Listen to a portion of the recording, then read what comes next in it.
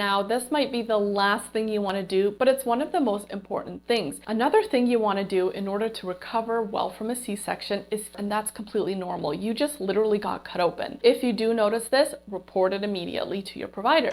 Alright, so baby is born and you're all stitched up. What can you expect and what do you need to do to heal as fast as possible from a C-section? This video will help you understand what is happening with your body during recovery in order to feel prepared, informed, and ready to focus on bonding with baby. Hi, I'm Liz, a registered nurse and kinesiologist. On this channel, I talk about all things pregnancy, birth, postpartum, and baby care. So hit that subscribe button for more videos and grab my free weekly newsletter where I send you tips and tricks on these topics straight to your inbox. It'll be linked down below. This video is for educational purposes only and not a replacement for medical advice. Always talk to your doctor. Let's get started.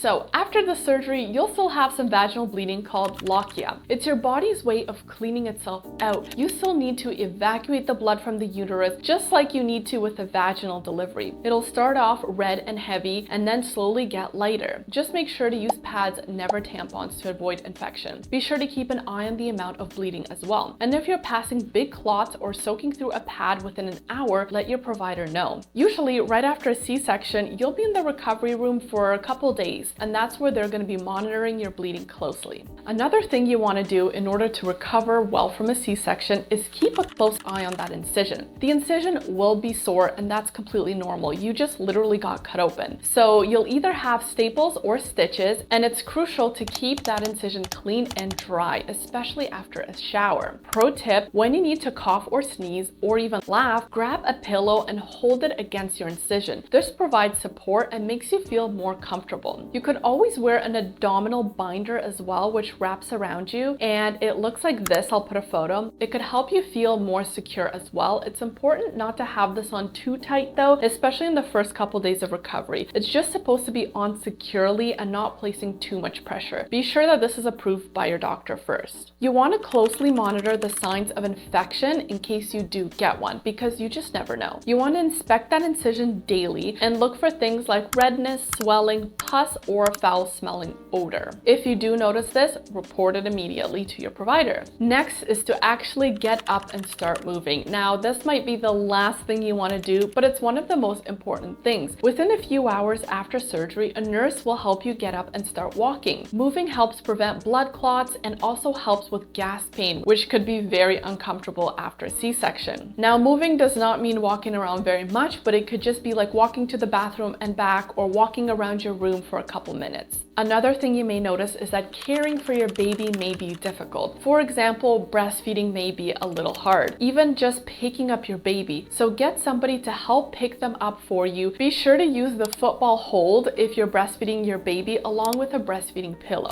Your job right now is to heal and bond with your new baby. Let your family, partner, and friends help out with anything that they offer to. I hope you've learned a thing or two about C-section recovery. Please give this video a like and subscribe to my channel for more content. I'll see you in the next one.